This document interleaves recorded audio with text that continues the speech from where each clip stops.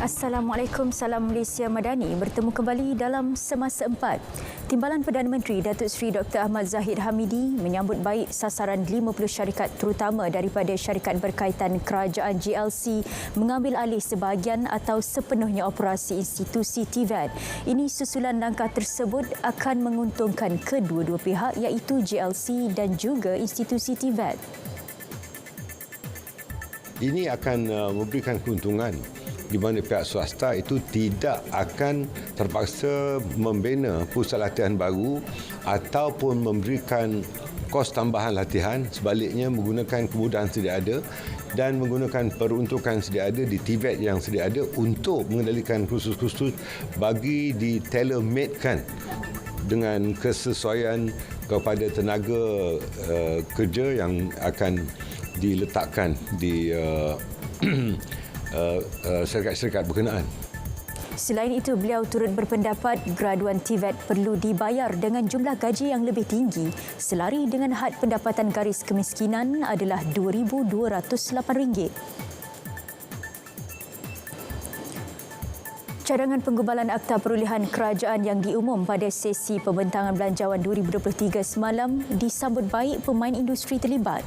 Commerce.com Sdn Bhd CDC menerusi kenyataan memaklumkan langkah tersebut penting kerana perolehan kerajaan merupakan satu bidang yang amat terdedah kepada perbuatan salah guna kuasa, rasuah serta penyelewengan.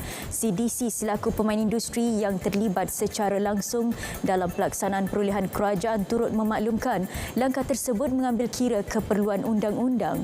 Dasar perolehan yang telus juga akan dapat membantu melengkapkan kawalan secara menyeluruh berkaitan proses perolehan kerajaan dan sistem e-perolehan sedia ada. Pihaknya turut menyambut baik cadangan meminda dan membentangkan Akta Perlindungan Pemberi Maklumat dalam usaha membantras gejala rasuah dan salah laku. Cadangan pembentangan Akta Perolehan Kerajaan pernah dikemukakan pada 2019 namun ditangguh oleh pentadbiran kerajaan terdahulu.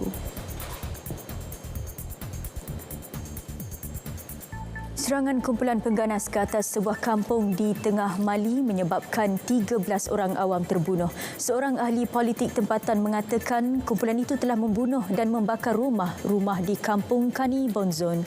Angka kematian mungkin meningkat kepada 20 orang. Kumpulan pengganas telah membunuh lebih daripada 13 orang awam, membakar bangunan dan melarikan 3 penduduk. Ahli politik tempatan mengharapkan misi pengaman PBB untuk datang dan membantu mereka menentang kumpulan pengganas. Orang ramai keluar melakukan protes di Bandar Bandiagara menuntut kawalan keselamatan di kawasan mereka. Mali bergelut dengan krisis keselamatan dan politik sejak kumpulan pengganas dan pemisah meletus di utara negara itu pada 2012. Kumpulan pengganas yang dikaitkan dengan Al-Qaeda dan Daesh meningkatkan operasi mereka di tengah Mali dan negara jiran Niger dan Burkina Faso. Ribuan orang awam, polis dan tentera terbunuh di seluruh wilayah itu. Lebih 2 juta penduduk juga terpaksa meninggalkan rumah mereka. Salji tebal terus meletupi California, Amerika Syarikat. Kawasan bukit di Berkeley Hills kelihatan putih dengan ribut salji semakin menghampiri bandar itu. Ia mencetuskan amaran ribut salji pertama di beberapa bahagian di Los Angeles dalam tempoh 30 tahun.